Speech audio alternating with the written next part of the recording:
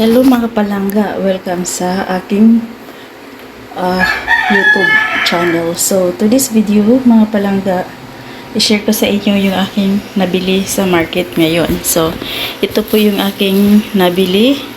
So, ito lahat ay halagang 1,000 pesos. Ayan po siya. So, yan, yung vegetable ko. At ito naman yung pata kasi magluluto ako ng kare-kare ngayon. So, ito lahat ng napalingki ko is 1,000 yan mga palangga sa itong araw lang na ito. So, itong pata na ito is cost me about 280. Ayan, so bumili din po ako ng isda at bangos. Yan. So, ito lang po mga palangga ang nabili ko, which is halagang 1,000 pesos. So, ayan mga palangga ang nabili ko. Kasama na tong saging na to. Itong saging na to is 160. Ang nabili ko ito siya kasi craving ang inyong dungkay sa nilagang saging. Ayan. So, ito na po lahat ang nabili ko. Yan siya sa halagang 1,000 pesos. Sa Singapore dollars is about 41 dollars. Ayan. So, $41 ang nabili ko itong araw na ito. Ayan. So, nakabili ako ng isda, dalawang type, bangos, galunggong, at pata. Ayan. Mayroon akong peanut dito kasi magluluto ako ng kare-kare. At ito na lang yung eggplant, talong, ayan. So, meron din akong lemon. Ayan po siya. So, tara, samahan niyo ako at magluluto na ang inyong dongkay. So, samahan niyo po ang inyong dongkay dahil magluluto na ako dito sa aking mga napalingke. So, ngayon, magluluto ako ng kare-kare pork instead of mutton or beef.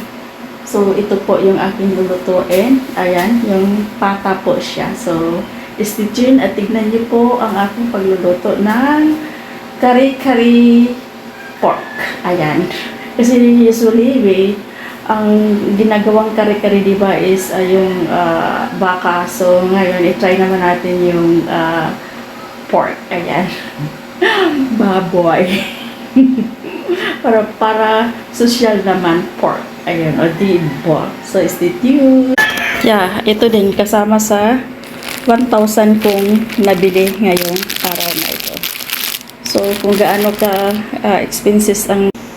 So, tinapay na lang po tayo kasi mahal yung bigas. Charot.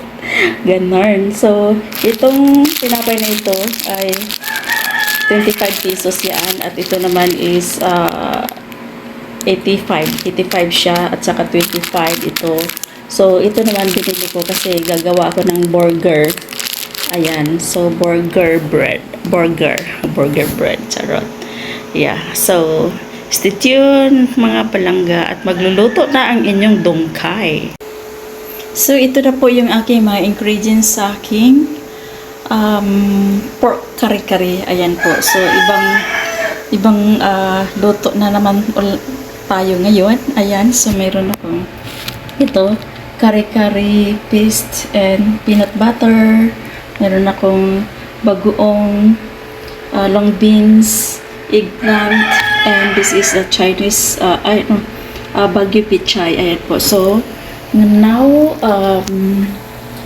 pinapressure cooker ko po yung aking pata para malambot po siyang kainin at masarap po siyang kainin din. Ayan po. So, ayan. So, stay tuned po sa aking mga putahe ngayon. So, ayan po.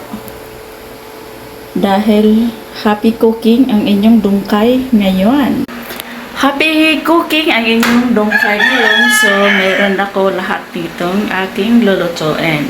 Ayan, so yung aking pressure cooker po ay i-pressure cooker ko lang siya ng 10 minutes. Madali lang po siyang lumambot sa how to call it 10 minutes malambot na po siya kasi ayaw ko po yung malambot po talaga kasi madali po siyang maluto dito sa pressure cooker po na ito. Itong pressure cooker po na ito ay special po yan, which is ang brand po niya is ANC na pot. Yung talagang famous yan dati. Ngayon, different na ngayon kasi iniba na yata ngayon yung brand din yan niya. Pero magkaisa lang po yan. Ayan, so binili ko yan. Patagal-tagal na rin yan sa akin. Ayan po. So, stay tuned sa aking masarap na kare-kare. Ayan po. So, ito na po. Nilagyan ko na po siya ng vegetable. So, ang last ko na lang ilagay is yung aswiti para mayroon po siyang kulay. So, ang sarap-sarap po niya. Oh my! Look at this. So, yummy, yummy, yummy, yummy. So, ito na po yung aking kare-kare. Pata kare-kare. Ayan po. Ayan siya. Ayan. So, kain na po tayo. At ready to eat na po ito. Ayan. So, hindi ko inubos yung sweetie kasi masyado na po siyang mapula talaga. Ayan po. So, thanks for watching.